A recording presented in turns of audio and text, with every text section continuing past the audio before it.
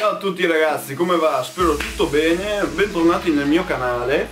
E oggi, come avevo detto nello scorso video, andiamo a vedere la recensione delle Fontaine. Per cui lasciate like e iscrivetevi. Buona visione. Sigla!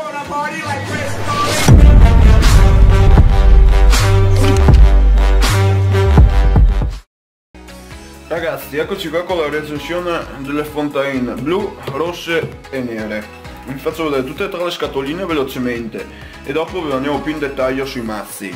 Per cui abbiamo qui la faccia, il retro, qui abbiamo il fondo delle scatoline. Le Fontaine rosse sono state create nel 2013, quelle blu nel 2014 e le Fontaine nere nel 2015. Qui abbiamo parte alta. Adesso andiamo a vedere in dettaglio solo i mazzi. Eccoci qua ragazzi, all'interno del mazzo delle Fontaine rosse troviamo i due joker, sono molto semplici con la scritta Fontaine, l'asso di picche, che anche lui è molto semplice, a me piace veramente tanto, e abbiamo all'interno del mazzo una carta bianca e una carta pubblicità. Le facce sono totalmente normali, il retro è veramente minimale ma è veramente bello. Eccoci qua ragazzi con le Fontaine blu.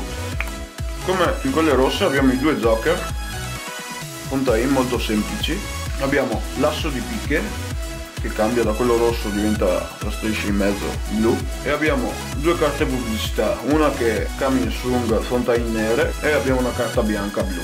Il resto è totalmente normale, facce, e anche questo è veramente bello, minimale, soprattutto sono veramente comode.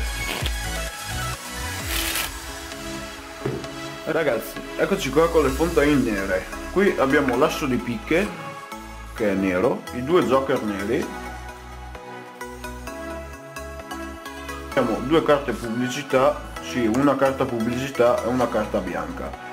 Il mazzo, come tutti gli altri due, è totalmente normale, le facce non cambiano, e questo è il dorso delle carte.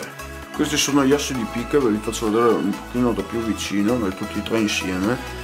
Abbiamo l'asso delle Fontaine rosse, l'asso delle Fontaine blu e l'asso delle Fontaine nere.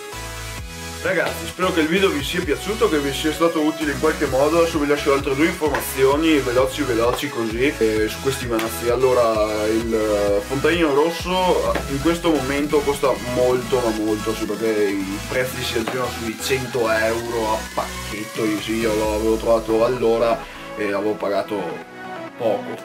Invece quelli blu li ho trovati direttamente quando li ha prodotti, per cui li ho pagati veramente poco confronto al prezzo che hanno adesso, perché si costa intorno ai $60 un pacchetto blu più o meno su eBay. Invece quelli neri che sono usciti quest'anno li potete trovare, come vi ho detto, da ASOK, oppure se no magari su eBay costano all'incirca $20 oppure 15 euro più o meno, dipende dove li andate a prendere, ma comunque insomma, se possono piacere queste carte sono veramente belle, qualità sono nella media, perché in senso dopo ognuno ha i propri tipi di carte preferiti, ci sono quelle più dure, quelle più morbide, queste qua sono una via di mezzo secondo me, per cui ci va bene sia a fare magari a fare fioriture, cardistry, sono tanto buone. Spero che il video vi sia piaciuto di nuovo, grazie per la visione e ci vediamo, ciao!